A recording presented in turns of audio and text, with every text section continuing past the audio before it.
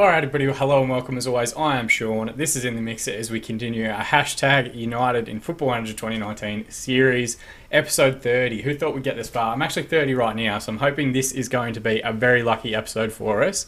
Now, slightly different start. We are already in a game. We're playing Faversham Town today. We're playing against Jamie Jackson. He is their manager.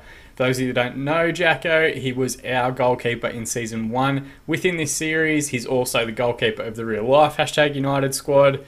One of the first players to retire in this save and immediately go into management. He was a coach previously for us, but then he took the role with Faversham, obviously. He's done alright with them. I think they were favourites to get relegated and he's had them finish about 15th. I'm not going to tell you exactly where we finished just yet. We're going to go through this game, we're going to see how we go, and then we'll do a bit of a season review after that. Looking first at the team that Jacko has put out, it is Thrush in goals, Nottage and Stevens as the fullbacks, Poley and Stevens, a different Stevens, spelt a different way at centre-back. McCann George will anchor midfield. I've had him before in previous saves and series. Gibbons and Newell will play just ahead of him. Earl will play on the left wing. Heron on the right. Daldy up top. We are, of course, going to go with pretty much the same team that's gotten us through the majority of this season. Cade Watts in goal. Humphrey and George as the fullbacks. Stamp and Singano as the central defensive partnership. Lee Hurst is going to captain the side today at the base of midfield. Scott Pollock will play as a Messiah next to him. Shashua, star player for the season, will play at the 10. Harry Honesty on the left wing. Morley on the right wing. Daniel Adji will play up top because Tashi and Richmond has been suspended for the last 2 games of the season. Saven, Akeem, Evans, Couch and Gleed are the rest of our bench players, but more than enough from me. Let's get stuck into this game. And away we go in the last fixture of the season. Alright, and away we go in the last fixture of the season. Let's just change this one down the bottom to action zones. First highlight we've seen here, it's a clearance up the line. Humphrey should tidy it up without any drama, but he's getting pressed very quickly. Just go back, Tom. He does now to Andy Cade Watts. Good composure from him there. Played forward to Singano. He's got time to turn. Played forward to Lee Hurst now. We've got men over on the right-hand side if Scott Pollock can find them. Instead he comes back into Hurst. Now to Shashua. Moves the ball out to the right to George. Ball forward towards Charlie Morley. George now with a deep cross in towards Harry Honesty, and he's just headed over. He's had a fantastic season, Harry Honesty, as has Charlie Morley, to be fair. I think one of the big threads throughout the course of this season is the emergence of the likes of Marcus Stamp, Scott Pollock, Charlie Morley. They've gone from being like young players with like high potential to actual proper first team stars at the moment. It remains to be seen how far they can go. They've got a highlight here. It's a corner, a deep one taken by Stevens. Thankfully, Andy Cade Watts gets his body behind the ball. Just switched off there for a second from the set piece. Is that the end of the highlight, or are we going to see some more here? Long ball forward. Nottage heads it forward. Harry Honesty will get there first. There's a man back stick if they can find him. Daniel Adji now loses out, but it should come out to Shashua again. Harry Honesty steps inside, plays Daniel Adji. Out to Tom Humphrey on the left wing. Hurst it, back to Shashua, into Pollock. Out wide to Morley. Strike from distance. It's not far wide. The keeper was scrambling. But yeah, they've gone from being high potential players to being absolute stars, and it remains to be seen whether they're going to be players we can take up with us into the higher division. They'll definitely play next year, I think. But beyond that, getting into like the Vanarama South sort of level, who knows? Anything could happen. Alright, 30 minutes gone now, so we're going to use our demand more instruction. They've immediately got a free kick. It's headed away well. Shashua comes forward now. We've got men breaking forward for the counter. Daniel Adji gets released down the left wing. There's men in the middle if he can find them. I think it's Scott Pollock making the run. Instead he goes for Charlie Morley. Far post. 22nd goal of the season for Charlie Morley. His emergence as a goal scorer this season has been absolutely fantastic. I don't think he'll finish the season as our Golden Boot winner, but he may actually surpass Tashi and Richmond for our leading scorer if he gets another goal or 2 in this game. It's a great ball across from Daniel Adji, fantastic run into the channel, and that is a great finish from Charlie Morley, beating the keeper at his near post. Alright, throw in here, Nottage to take. Earl with the ball inside to Gibbons. Long one over the top towards Daldy, who has gotten goal side. He's got men around him, does well to close out the shot, and Andy Cade Watts gets his angles correct and pushes that one around the post. So there is a danger for the long ball over the top. Earl now to take the corner, headed away by Hurst. Daldy. Top of the box, one back well. Oh no, we've given away the foul. I thought for a second there Harry Honesty was going to break and we had a 3v3, but wasn't to be. Earl now to take the free kick. Is it? It is. A man stepped in front of it for no reason whatsoever. I feel like that would have been really off-putting for the striker. 1 minute to be added on now. I think we've gotten through it pretty quickly. And we have indeed. So let's just jump into the dressing room. 11 shots, 2 on target. Assertively. Pleased with how things are going, boys. No need to get down on anybody. We'll go out, we'll give it another 15 minutes, and then we'll see where we're at for subs and stuff like that. And the last 45 minutes of football in Season 3 kicks off. I'd love to see us hit another gear and get a couple more goals here, just to make it a little bit more entertaining as the last episode of the season. Highlight here, Cade Watts to take a free kick forward. Pollock should win the header. He does to Harry Honesty. Comes forward now, bursts into the space, releases to Scott Pollock, strike from distance. What a goal that is from Scott Pollock. I cannot wait to see this one in 3 dimensions. That is absolutely insane. Great run from Harry Honesty here, and the square ball across to Pollock. He's taken his goal scoring game to another level. It's really since we moved into that Messiah role, he's just come in as like another option from midfield. So many goals like that from around the top of the box. He's just belted into corners and stuff like that.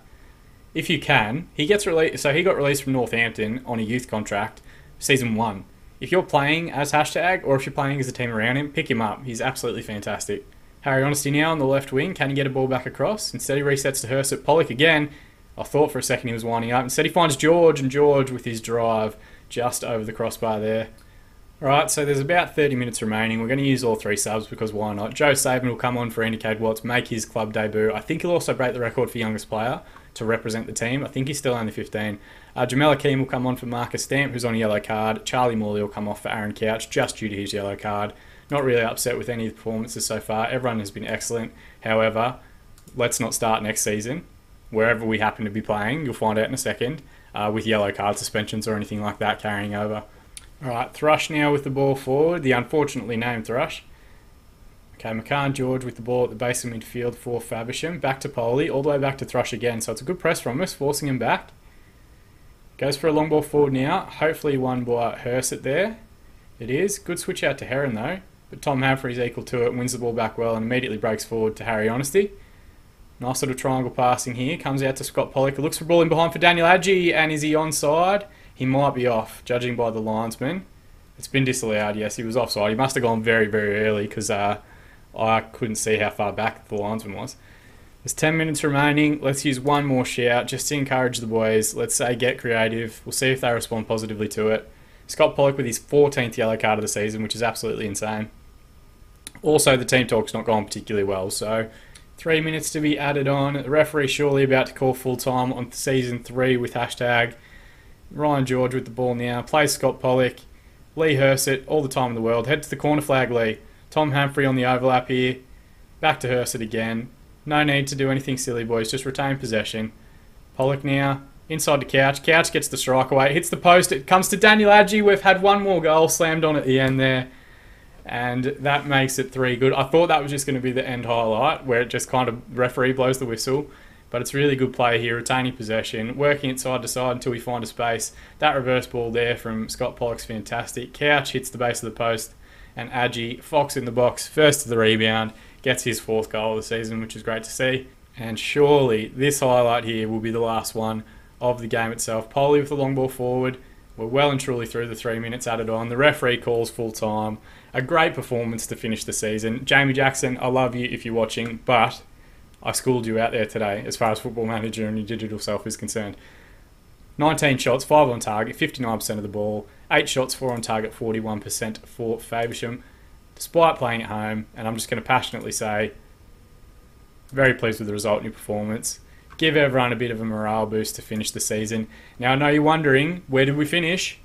Hey, we won the league. We won it in the last game. I didn't know whether I should put that game in this episode or if I should... Well, okay, I'll be completely honest with you. So, if we go back to our schedule, where we last played, in that last episode, of course, we had back-to-back draws with Whiteleaf and Guernsey. We then beat Whitstable Town to get back on track 2-0, despite it taking us all the way to the 55th minute and kind of a cheap penalty that we got to get past us. We then drew with Brightling Sea Regent. We then lost to Sevenoaks, and I really thought, shit, this is going to come down to the very last game of the season. But thankfully, we put in a really good performance against Hazen Yetting.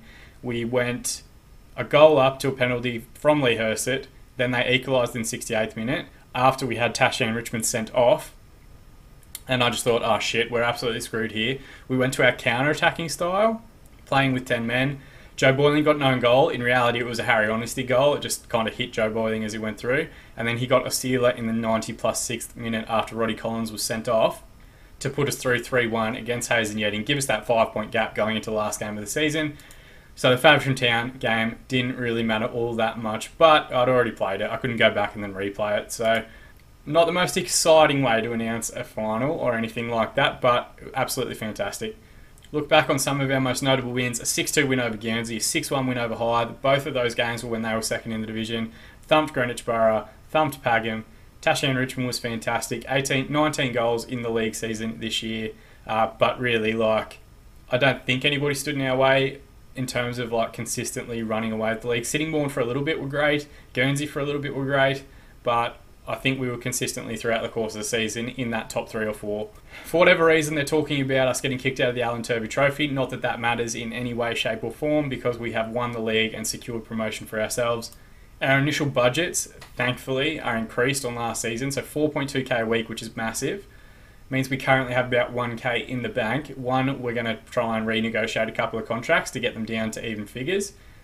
And 2, there's a couple of juniors I think we want to try and bring in from other teams. We'll look at them shortly. The fans loved it. The board loved it. I've got a new contract for the next season as well. Dover won the FA Trophy in the end, but we'll go after that competition a little bit more next season. And of course, a great 3-0 victory to see it all off there. Scott Pollock was man of the match. Let's go and give him a little bit of a boost. He was absolutely fantastic for us. Thankfully, we have most of our players like him on another year deal. 6k for finishing in first spot. That's going to be massive for our finances because they are well and truly in the toilet. Our overall balance, we are down £130,000, which is crazy because I only spent 9 months of the season over wage budget, so it's not entirely on me. So in the end, after all their good play throughout the course of the season, Guernsey are the ones that miss out on the playoff places, 63 points for them. So it'll be Hartley Whitney that end up finishing second, 5 points behind us. Sittingbourne in third on 68 points, and then Hythe and Whiteleaf only separated by Hythe's superior goal difference on 65 points each. That's tough on Guernsey, but credit to Hartley Whitney because they really kind of came through in the second half of the season and ran away with it quite a bit. From a league perspective, Shashua had the highest rating with a 7.45. Harry Honesty with a 7.36 and Charlie Morley rounding out the top 3 with a 7.28. Harry Honesty getting the league assist record, 15 for the season. I thought he had 17, so some of the others must have been in other competitions. Charlie Morley leading the league in most player of the match awards with 8. Andy Cade Watts with the third most clean sheets with 13. As a team, second highest amount of possession per game. Hartley Whitney had 60%. We aren't set to short passing or anything like that, so it's weird that we keep getting such high possession amounts in each of our games. Equal first in terms of penalties taken, 8. I think we only scored 3 of them, so we missed 5 penalties, which is crazy. 13th in the amount of headers won, which I guess kind of comes into the way that we cross the ball in the box on the deck a lot of the time. A headers won ratio, 56%, is the worst in the competition, which is interesting to see. Third most yellow cards. It did feel like we had a heap of yellow cards this season. Equal 7th in terms of red cards, only with 2. We scored 80 goals, 80 more than Hythe Town in second with 72. Cross completions only 14%, which is absolute garbage. Goals from corners, equal 6th with 6 goals from corners. Goals from direct free kicks, we were equal 4th with 5. We just haven't been on that level since Tom Williams retired, to be honest. Indirect, 6 goals. Pass completion, 75% for the season, which is pretty good. 7th most passes completed, 12,874. Far and away the most chances created, 84. Most shots on target with 262. Conversion rate, that's probably going to be an interesting one. 14%, third best in the division. Drew the 4th most amount of fouls, 627. Most dribbles per game, 7 on average per game. With the likes of Charlie Morley and Harry Honesty, it would have been tough for anyone to keep up with us for all that. We had the second best defence in the competition. Hartley Whitney only conceded 27 goals in 38 games. That is insane. We conceded 31 in 38, so we didn't have a bad record, less than a goal a game. They only conceded 1 from corners. They must just have a towering unit. 13 clean sheets in total, as we already spoke about. Third most fouls made with 731. Second most tackles with 757. Guernsey the best tacklers in the comp. Attendances, 5th in the division, which is good to see. Guernsey far and away the highest with 731. Credit to them. Attendance by capacity, second, 14% was our average. Our highest attendance for the season was 315. Our lowest was 221, so we're getting very consistent with that. But we did have the third highest salary per season. Salary per annum for the season, my mistake. Whiteleaf with the highest, 176, which is absolutely insane. Guernsey, 149. They're spending quite a bit as well. As far as individuals are concerned, look at how many players we've got up there in the top 10. Absolutely crazy. 22 games, one was the most of any side in the division. Distance covered, Armando Shashua, 12.61 Ks a game. Phenomenal work rate from him. Average rating, we've got a good few in there. Singano was also up there, as was Scott Pollock. At the end, it was Alfie Standy, 24 goals got him through as the Golden Boot winner, but we did have Taché Richmond, Charlie Morley and Harry Honesty all in the top 10. Taché Richmond did have the most shots with 155 in the competition, 73 of those on target, which is a pretty good success rate to be completely honest. And Charlie Morley, 5th best conversion rate with 22% of his shots finding a goal. Assists, of course, Harry Honesty, a second highest hashtag player was Armando Shashua with 8.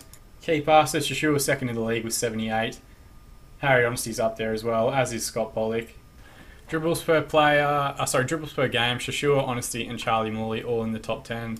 Defensively, Lee Hersett, Ricky Evans conceded the fewest goals of anyone when they were on the pitch.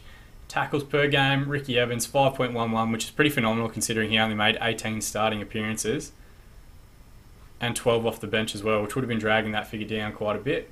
We set a couple of league standards. Our 6-1 victory was the biggest win in league history against Hythe. Our highest scoring match has also been broken, a 6-2 victory against Guernsey. But a phenomenal season. Nothing to complain about at all. Let's have a look at what the Premier Division is going to look like for us again next season. So looking at the Bostik League Premier Division for next season, Cray Wanderers won that league with 92 points. Margate, Whitehawk, Harlow Town and AFC Hornchurch will play for the remaining promotion position out of the playoffs. Wroxham, Heybridge Swifts and Ashford Town will go down. There's some big teams in here though. Dunstable Town will play Folkestone Invicta, Leatherhead, who probably still aren't managed by Jimmy Bullard, but they were for a little while.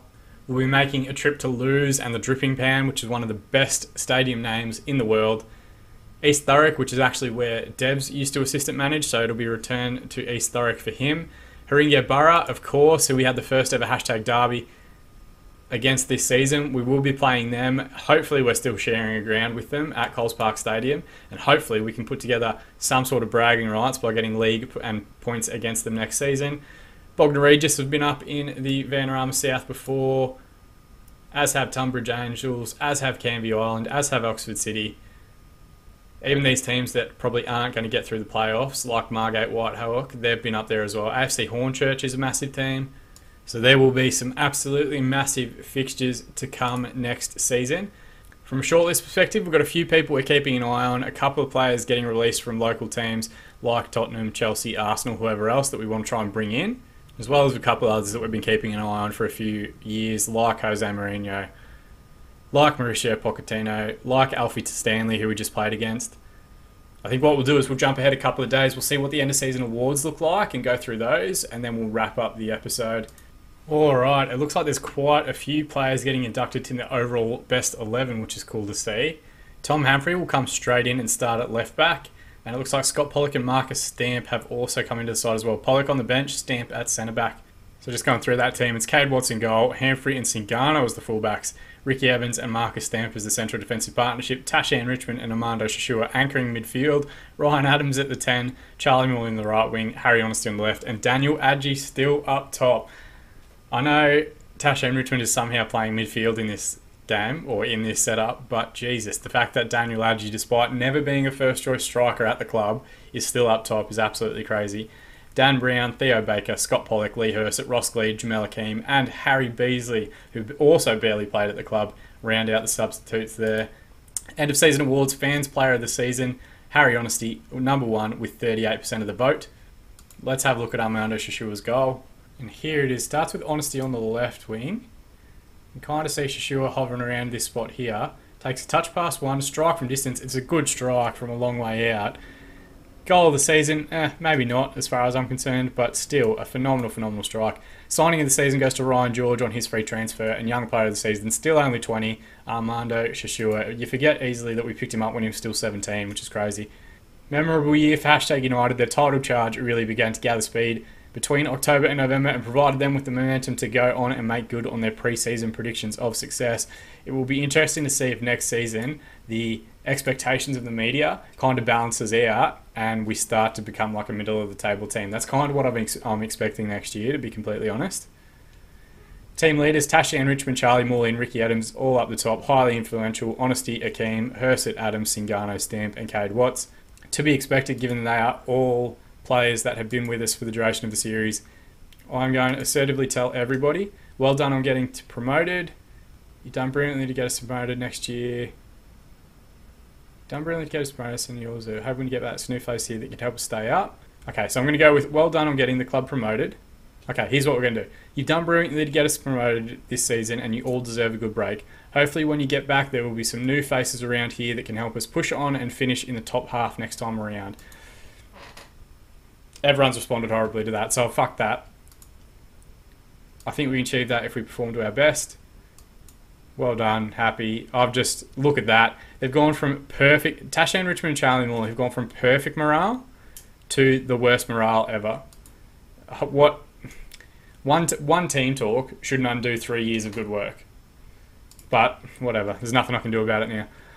End of season confidence. The finest achievement under your stewardship to date has been the improvement in the club's stature. They are disappointed with the performances of Tasha and Richmond. He scored 30 goals this year. That's crazy.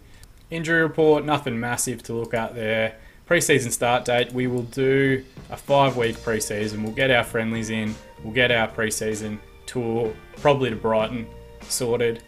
And I guess we will come back in season 4 and see if we can make it back to back to back to back promotions. Though that is a tall stretch, and I think we'll have to bring in the right people to do that. As always, guys, thank you so much for watching. Because this is a season-ending episode and to celebrate back to back to back promotions, chuck a like on this video if you enjoyed it. Put any feedback you have in the comment section below. Thank you to everyone that keeps putting questions down there. I really do appreciate it. Subscribe to the channel if you want to be kept up to date in future videos. But more than anything, I just appreciate you guys watching and hanging out and listening to me talk shit while playing Football Manager. As always, I've been Sean. I'll see you guys again in the mixer. And don't ever forget to hashtag it. 3 in a row.